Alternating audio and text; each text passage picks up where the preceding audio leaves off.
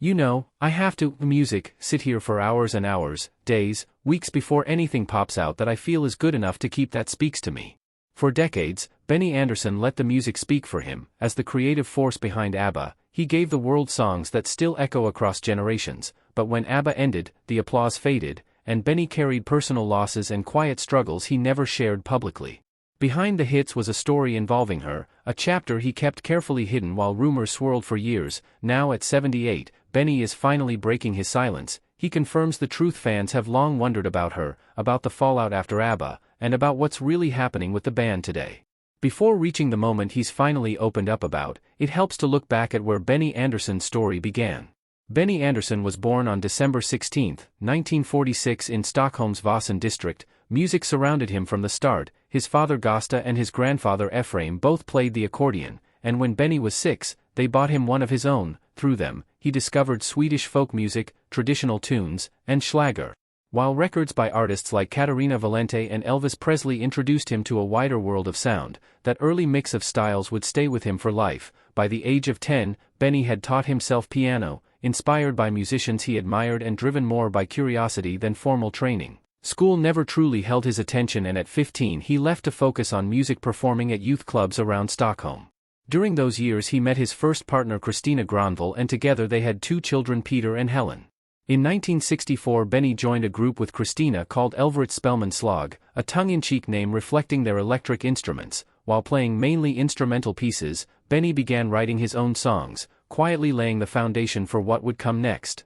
That next step arrived in October 1964 when he became the keyboardist for the HEP Stars. The band broke through in early 1965 with the hit Cadillac and quickly rose to the top of Sweden's pop scene. Benny soon became their creative engine, moving beyond cover songs to write originals that defined the group's sound. Hits like Sunny Girl, Wedding, and Consolation established him not only as a teen idol, but as a gifted songwriter whose talent was impossible to ignore.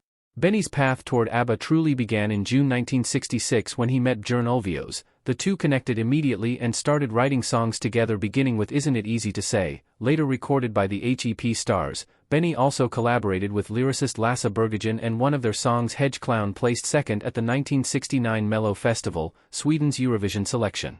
That same festival proved life-changing in another way. Benny met singer Annie Friedrich Lyngstad and the two soon became a couple. Around the same time, Björn began a relationship with Agneta Fältskog. These personal bonds naturally deepened the creative partnership between all four, setting the stage for what would follow. By 1969, Benny and Björn were scoring hits as a songwriting duo, including Luva Sexedal for Breda Borg and Spelleman for the HEP Stars. As the two couples began collaborating in the studio, the blend of Agneta's and Annie Friedrich's voices stood out, inspiring Benny and Björn to shape a group around mixed male-female vocals. Benny also played a key role in Annie Friedrich's early solo career, producing her 1969 single, Peter Pan, and later her debut album in 1971. While Annie Friedrich worked in cabaret and revues, Agneta gained attention starring in the Swedish production of Jesus Christ Superstar. By the early 1970s, all four were closely involved in each other's musical paths. Their first performance together came in April 1970 during a trip to Cyprus, where casual singing on a beach turned into an impromptu show for UN soldiers. Later that year, they launched a stage act called Fest Folket and debuted in November 1970. Though reviews were mixed, their song Hedge Gammelman became their first shared hit, reached number 5 on the sales charts, and stayed at number 1 on Svensk Kopen for 15 weeks. By 1971, the four were collaborating more closely, adding vocals to one another's recordings and performing together more often. Benny and Björn released new singles with Agneta's and Annie Friedrich's voices taking on a larger role, and that summer, Agneta and Björn, now married, began regular performances with Benny at Sweden's folk parks. Stig Andersson, head of Polar Music, was convinced Benny and Björn could achieve international success and urged them to keep going. After a few near misses, they placed third at the 1972 Mello Festival and soon after scored an unexpected hit in Japan when She's My Kind of Girl reached the top 10. The real turning point came in June 1972 with People Need Love, credited to Björn and Benny with Agneta and Annie Fried. Though it peaked modestly in Sweden, it charted internationally, including the US, proving the group had real potential. In 1973, still billed under their long collective name, they returned to Melodifestivalen with Ring Ring, though it again finished third. The song and album became hits across Europe and South Africa. Around this time, Stig Andersson introduced a shorter, catchier name, ABBA, formed from the first letters of their names. The now famous logo with its mirrored B followed a few years later. Everything changed in 1974. ABBA entered Melodifestivalen with Waterloo, won the Swedish selection and went on to claim victory at the Eurovision Song Contest. The song topped charts across Europe and broke into the US top 10, launching the band internationally. While early tours had mixed results, momentum surged in 1975 with packed Scandinavian shows and massive hits like SOS and MMA Mia, which dominated charts, especially in Australia, cementing ABBA's global breakthrough. By early 1976, ABBA were already global stars, even as cracking the US album market remained a challenge. That March, they released Greatest Hits, their first UK #1 album featuring Fernando. The song became one of their biggest successes, topping charts in more than a dozen countries and selling millions worldwide. Later that year, a rival pushed them even further, delivering classics like Money, Money, Money, Knowing Me, Knowing You, and Dancing Queen, their most iconic song and a rare US #1. In 1977, ABBA embarked on their first major world tour, moving from Europe to Australia, where massive crowds and intense conditions were captured in ABBA the Movie. By year's end, they released ABBA, the album cementing their peak-era dominance. The late 1970s brought more hits and bigger stages. Voulez-Vous arrived in 1979, followed by Greatest Hits Volume 2 and the club anthem Gimme Gimme Gimme. That year, ABBA toured North America and Europe, including a sold-out run at London's Wembley Arena. In 1980, they played 11 sold-out shows in Japan, their final major tour. Behind the scenes, changes were unfolding. The Winner Takes It All was released in 1980 amid Byrne and Agnieszka's divorce, though both denied it was autobiographical. Super Trooper followed, breaking UK pre-order records and delivering ABBA's last UK #1. Around the same time, the group expanded its reach with Gracias por la Musa, a Spanish-language album that made them icons across Latin America.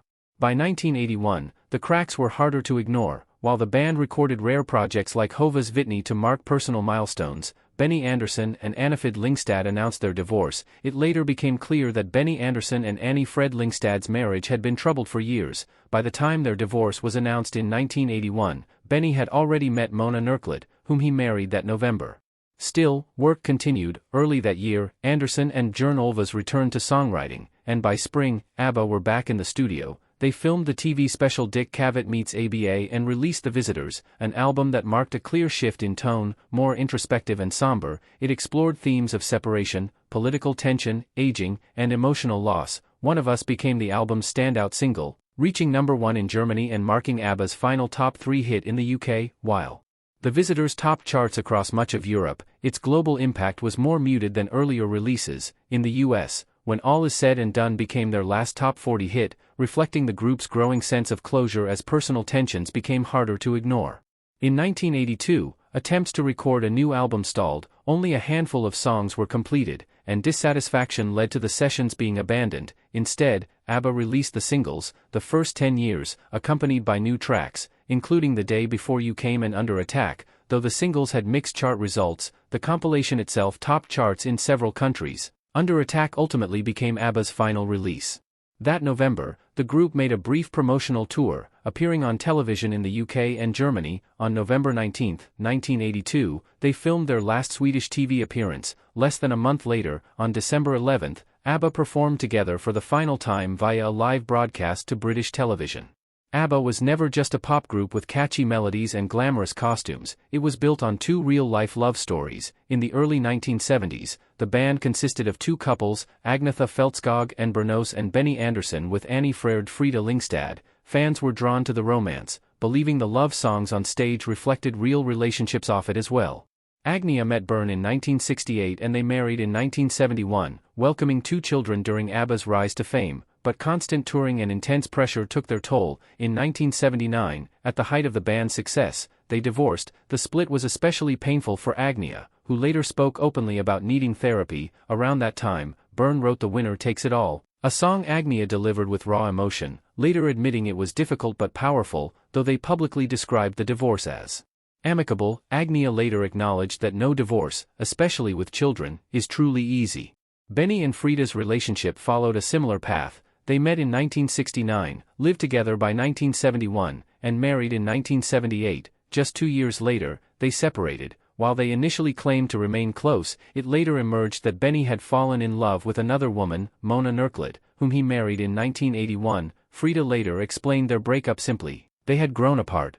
Both couples tried to keep ABBA going after their separations, but the dynamic had changed. By 1982, the two marriages were over, and with them, the era that had defined ABBA's magic quietly came to an end.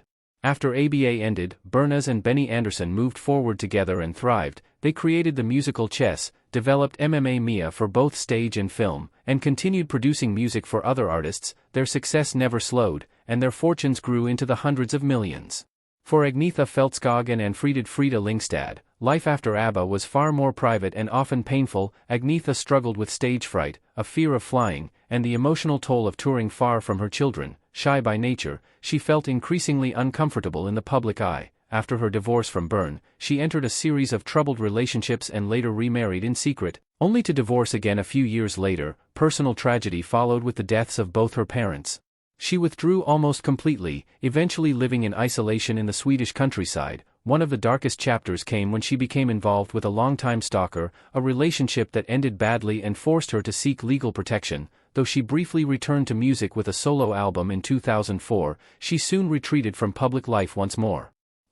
Frida's life carried deep emotional weight as well. Born in 1945 from a wartime relationship, she lost her mother at a young age and was raised by her grandmother. Growing up believing her father had died, she didn't meet him until adulthood, a reunion she later described as bittersweet. Before meeting Benny, Frida had already been married and divorced with 2 children. Their marriage ended in 1981, and she was deeply hurt by how quickly Benny remarried. After ABBA, Frida settled in Switzerland and in 1992 married into German royalty, but tragedy struck again when her daughter died in a car accident in 1998, followed by her husband's death from cancer the next year. Frida stepped away from the spotlight, turning to faith to without second.